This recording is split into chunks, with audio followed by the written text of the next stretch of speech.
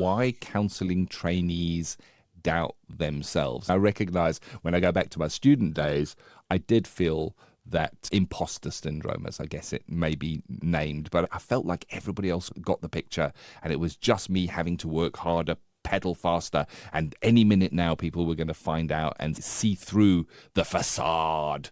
And of course, what we feel inside and what is true in reality often can be very different. We know that as counsellors and psychotherapists. Yeah, absolutely. I doubted myself all through my training. Sometimes I catch myself thinking, even 25 years on, at some point someone's going to knock on the door and catch me out and say, you've been winging it for 25 years, Rory. And I think part of that, it's a human condition. I think that doubting ourselves is maybe a human condition where it keeps us sharp and makes us check. I know if I drive my car, I'm always thinking, have I put the wing mirrors out? Have I done this? Is the handbrake off? Am I doing this correctly? And I think that is a pretty good mindset to have because you're checking everything to make sure you're doing it. But I think specifically with counselling trainees, people come into counselling, and I don't think, in all the years I've trained, I don't think that people realise the amount of weight that drops on your shoulders after you walk into a diploma course where you're being taught about ethics, the law, working with clients, use of counselling skills. Thrown in, to some extent, at the deep end, the learning curve is quite intense. It was for me, and I'm sure it is for most students, because you're learning lots of things and making mistakes and then learning from those mistakes as you go. And what happens is that a mindset can settle in where you think, I'm just not doing this properly. And you look at your fellow peer and you think, I'm sure they're better than I am. But the truth of the matter is, Ken, that your fellow peer's probably thinking the same thing. Deep down, we all tend to have a little bit of insecurity about our skill set. But I do think it's down to the fact that the training is so intense, and tutors who lead courses are rightly saying that you're moving into a profession. It's a professional job and you're professionally accountable. And that contributes to it. But the truth of the matter is that having doubts and double checking yourself isn't always a bad thing, because what you're doing is you're thinking about, am I doing this? Am I thinking about the law? Am I thinking about ethics? How am I showing up in the therapy room? Sometimes, as I say to my little granddaughter who's 5, the difference between anxiety and fear is literally just your mindset. It's the same emotion. So it's how you frame that. And that's the message I'd send out to all you worried trainees out there. Think about your mindset. Yeah, it's interesting. Theory, as you just said, Rory, is a big trigger. Very often when you're faced with unknown information, it can be a trigger of that. Neurodivergence and disability amplify this. Anything where you feel that within yourself, I am different than, can be used and anchored in the mindset to causing that feeling of, this is just me that's winging it here. Positive feedback doesn't always land or help. People saying, oh no, you don't need to feel like that, you're going to be fine, you'll get through it, doesn't always make it go away.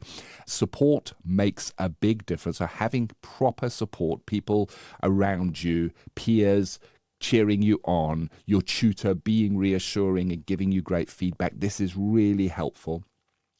And one of the big ones is it never fully goes away. And I can certainly relate to that. But as you've said, Rory, and I think that this is a great point in starting this, we need to normalize this.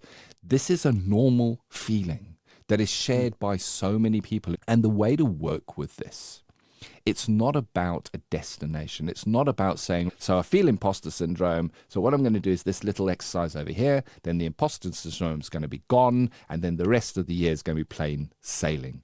It doesn't work like that. It's about growth, anchoring yourself in growth, not projecting perfection. So perfection is looking at the highest achiever in your group of students and going, oh, how come I'm not getting what they're getting? Look at your growth. How have you grown in this assignment submission to the last one? Or how do you feel about that? So that is a really important part. When you're looking at the theory, which can be that big trigger, to recognize that all that theory is a tool.